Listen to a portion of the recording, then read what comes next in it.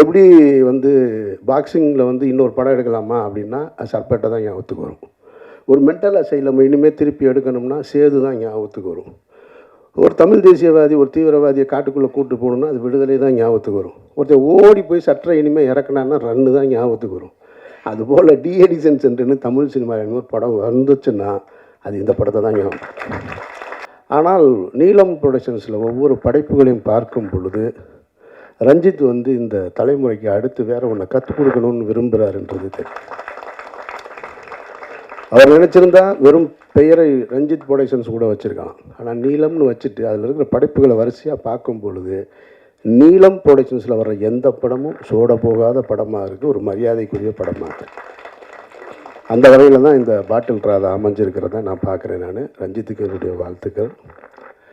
இதே நீலம் ப்ரொடக்ஷன்ஸ் இந்த நான் சாகிற வரைக்கும் இந்த பெருமையோடு இருக்கணும் அப்படின்றது என்னுடைய ஆசை. ஏன்னா இடையில எல்லாம் செய்வாங்கன்னா இந்த மாதிரி பேனர்ஸ்லாம் வந்து கடைசி காலகட்டத்தில் ஒரு சிக்கல் வரும்போது கண்ட கருமத்தையும் எடுத்துருவாங்க, கொஞ்சம் மாறிடுவாங்க. அப்படி ஒரு சூழலுக்கு போயிடக்கூடாதுன்னு இந்த குடியை பற்றிய படம் அப்படின்னோடனே நமக்கு முதல்ல எனக்கு நினைவுக்கு வர்றது எம்ஜிஆர் சிஎம்மாக இருக்கும்போது ஒரு படம் எடுத்தார்.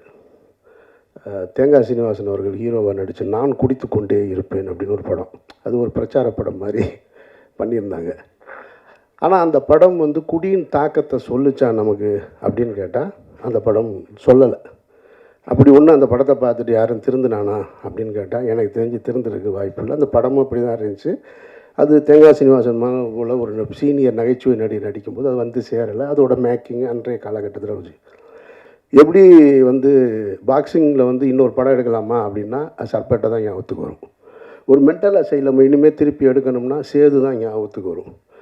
ஒரு தமிழ் தேசியவாதி ஒரு தீவிரவாதியை காட்டுக்குள்ளே கூப்பிட்டு போகணுன்னா அது விடுதலை தான் ஞாபகத்துக்கு வரும். ஒருத்தர் ஓடி போய் சற்றை இனிமேல் இறக்குனான்னா ரன்னு தான் ஞாபகத்துக்கு வரும். அதுபோல் டிஎடிசன் சென்டர்னு தமிழ் சினிமா ஒரு படம் வந்துச்சுன்னா அது இந்த படத்தை தான் ஞாபகம். அப்படி ஒரு படம் அது மிகச்சிறப்பாக, அதாவது ஒரு ஃபஸ்ட் ஹாஃபை வந்து இவ்வளவு அழகாக என்கேஜ் பண்ண முடியுமா? ஏன் இங்கே சொன்னவங்க ஏன் சரியாக சொல்லலைன்னு தெரில. இது ஒன்றும் பிரச்சார படம்லாம் கிடையாது. இது பிரச்சாரம்ன்ற வார்த்தை நீங்கள் யூஸ் பண்ண வேண்டியதே இல்லை. Complete entertainment. மாறன்லாம் பின்னிருக்கார் ஃபஸ்ட் ஹாஃபில் எக்ஸ்ட்ரானரியாக. போகிற போக்கில் அதுவும் ஓபியில் டைலாக் டப்பிங்கில் போட்டிருக்காரு பாருங்கள். அங்கங்கே நீங்கள் எங்கே உட்காந்துருந்தாலும் இதை நான் என்ன சொல்கிறேன்னா, நான் மிகைப்படுத்தி சொல்லலை. சமீபத்தில் இந்த படத்தை குட்லக்கில் பார்க்கும்போது மொத்த தேட்டர்லேயும் ஒரு ஆள் சிரிச்சுக்கிட்டே இருக்கான். படம் போட்டதுலேருந்து வெற்றிமாறன் தான், வேறு யாரும் இல்லை. சிரிக்கிறதுனா எப்படி இந்த லெவல்லாம் இல்லை. அவர் இப்படி தட்டுறாரு அப்படி தட்டுறாரு எந்திரிக்கிறாரு. என்னங்க இப்படி நான்லாம் சிரிப்புன்னு பேப்பரில் எழுதியிருந்தாலே சிரிப்பேன், இது என்னங்க இவ்வளவு அப்படின்றாரு. நானும் சிரித்தேன், ஆனால் இப்படிலாம் சிரிக்கலை.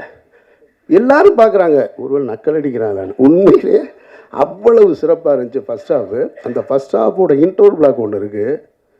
அந்த இன்ட்ரோல் பிளாக் வந்து இப்படி இந்த ஒரு படத்தை இன்ட்ரோல் பிளாக் வைக்க முடியுமா அப்படின்ற ஒரு இடத்த வந்து அந்த டைரக்டர் ஃபிக்ஸ் அந்த பையன் தான் நினைக்கிறேன். அவன் தானே? அவனை நல்லா பார்த்து வச்சுக்கோங்க. நான் விளையாட்டுக்கு சொல்லலை. அவன் இன்ட்ரோல் பிளாக்கில் ஒரு வேலை பார்க்குறான், மொத்த பேரையும் பயமுறுத்திட்டான். அவ்வளவு சிறப்பாக போட்டான். ஒரு நல்ல திரைப்படம் அது உருவாக்கும் போது தனக்கான ஆட்களை கலைஞர்களை சேர்த்துக்கிறோம். அதில் வந்து மாற்று கருத்தே இல்லை. அதுபோல் அப்படி சேர்த்துக்கிட்ட ஒரு நல்ல திரைப்படம் தனக்கான வெற்றியையும் சேர்த்துக்கிறோம். அதுக்கு யாரும் போய் சப்போர்ட் பண்ணணுன்ற அவசியம் இல்லை. பாட்டில் ராதா அப்படி ஒரு வெற்றியை சேர்க்கும்ன்றதை நான் உறுதியாக சொல்கிறேன். மற்றபடி சான்றோடன் பேசும்போது கைதட்டுங்க அப்படின்னாரு. உங்கள் பேச்சுக்கு இங்கே யாரும் கைதட்ட தயாராக இல்லை. உங்கள் பாட்டுக்கு தான் கைதட்டினாங்கல்ல எல்லோரும். அப்புறம் என்ன? இல்லை அதுதான் நீங்கள் கேட்காமலே வந்துருச்சு உங்களுக்கானது.